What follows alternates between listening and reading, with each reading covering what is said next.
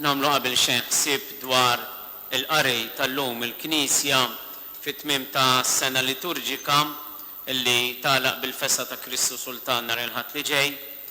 Tpoġġielna dan id-diskors imsejjaħ diskors apokalittiku, diskors illi jurina il-mulej jipprova jurina x'għad ikun iż-żmien tal-aħħar huma l-aħħar aħbarijiet, l-aħħar rivelazzjonijiet.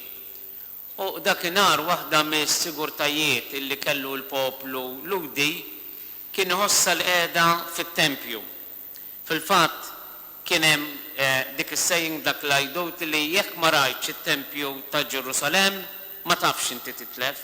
Kien verament xi ħaġa opra kbira.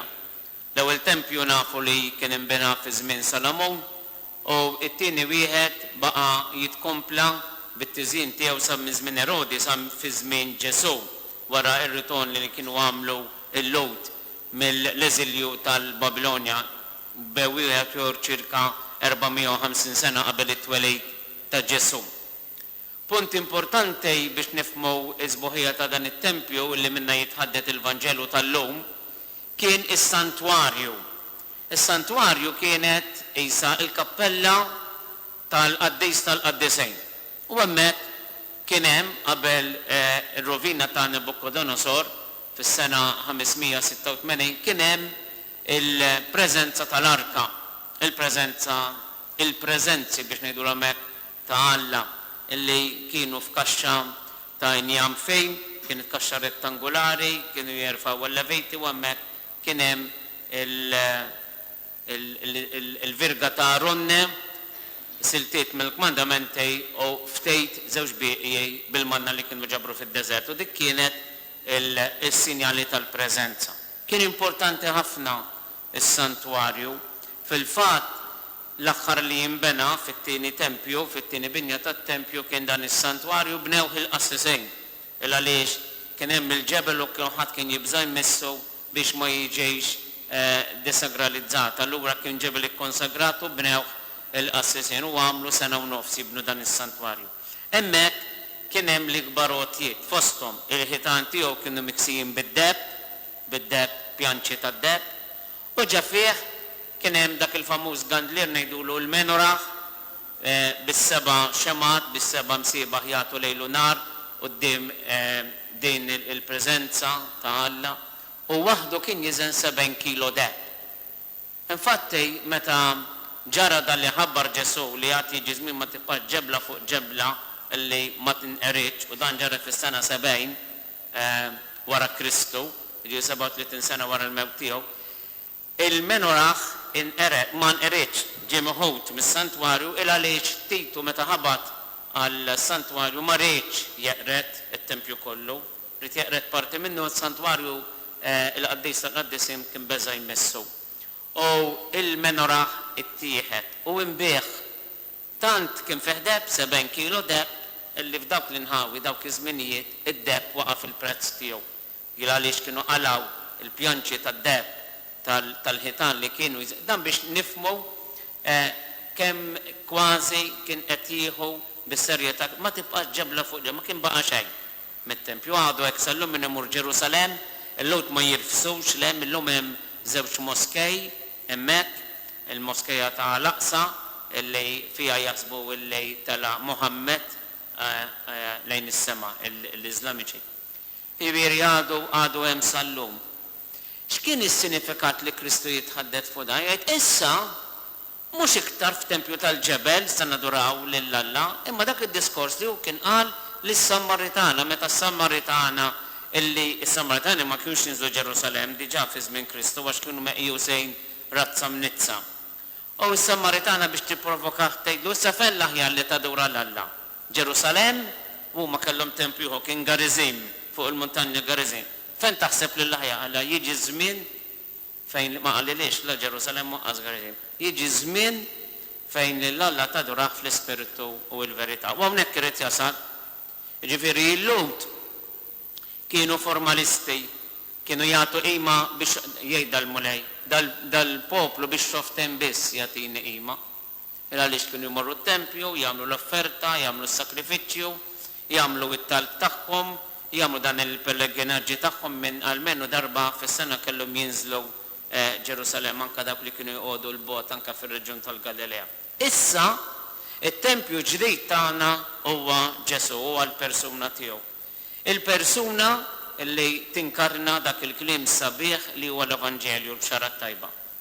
X'kien is-sinifikat ta' dan l-bxara tajba? Kif niġbru? Niġbruh f'żewġ paġni importanti. Fid-diskors tal-muntanja ħin il-foqra fl-ispirtu għax tagħhom hija saltna ta' smewiet.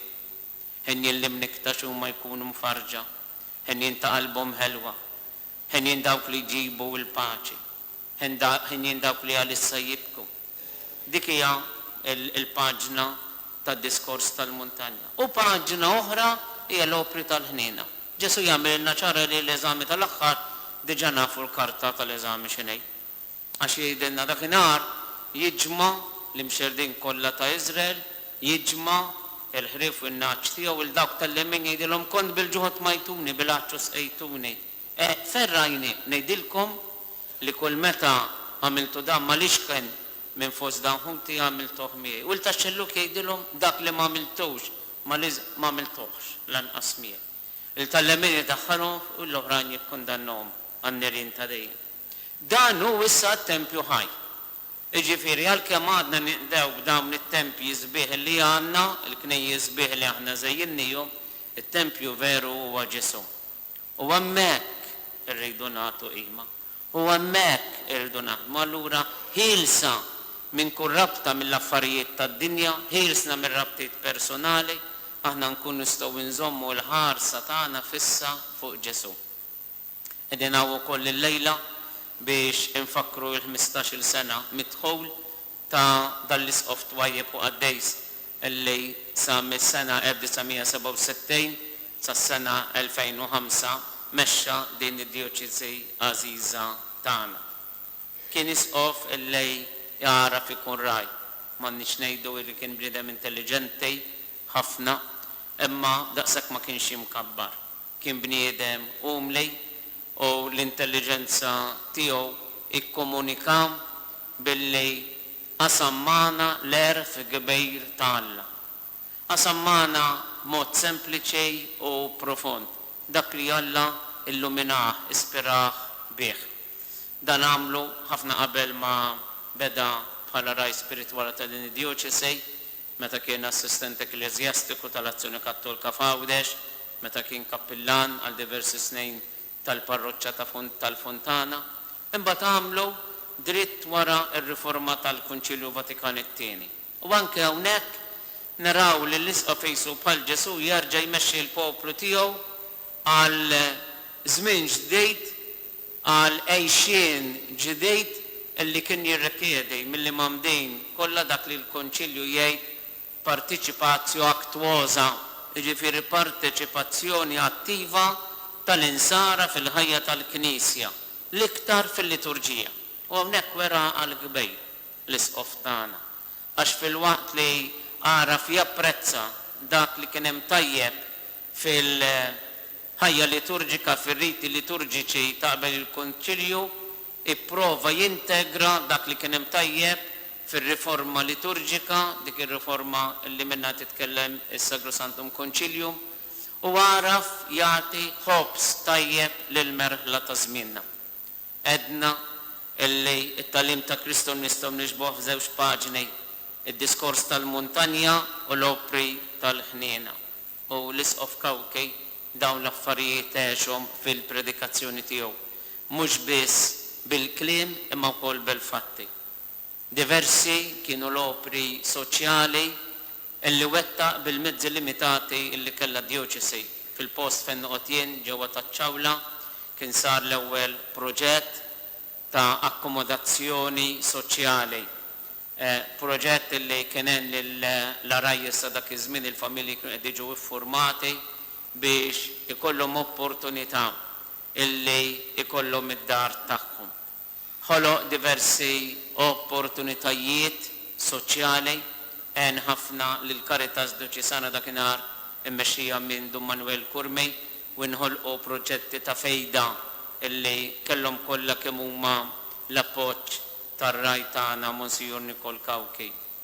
Aħna għandna għax infaħru lil Alla għall-persuna tiegħu, għall-persuna kolta, persuna tad-den, imma l-iktar għall-mod sempliċi u għall-umiltà tiegħu.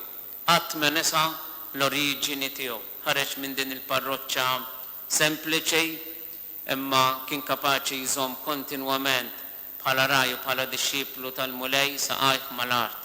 Qatt ma kien gburi, qatt ma kien jitkellem bi gburija, kien jitkellem fidi soda u bil-mod il-mod mexxa il-merħla fuq il-passi tagħha. Qatt ma kien bniedem arroganti, qatt ma kien bniedem illi għażba mġeġla ikissira, anzi jipprova jerġa' jagħtiha s-saħħa. Hemm ħafna xinat dwar l-Isqof Kawkej, is-sibt li għadda bħal-lunt mintijiem kellna dan is-seminar fis-sala tal-Azzjoni Kattolika taċ-ċirklu hawnhekk taċ-ċentru pastorali u smajna ftit mill-kobor ta' dan il-personaġġ. Għad baqa' ħafna x'nitgħallmu dwaru. Imma l-iktar għalina l-insara ta' dejn il-parroċċa għandu jkun mudell tal-fidej biex fid-dawl ta' dak li jgħidilna Ġesu illum fil-Vanġelu aħna nieħduh bħala figura ħajja. L-alter Kristu, Kristu ieħor illi libes lil Kristu kif jgħidilna San Pawl u dan waslu biex iħobb lill-oħrajn u jħenna l-oħrajn bl-istess imħabba u bl-istess nina ta' Kristu. Ejjhom nitolbu għalih imma nitolbu wkoll lilu biex lienna itina din il-virtu sabiħa tal-umiltà, is-sempliċità, il-manswetudni, però itina wkoll xewqa kbira li narfu il-kelma talla, nejxuha u nixduha għalija. Għatihom ulej il-mistrieħ ta' dejjem jistrieħu fis-slim.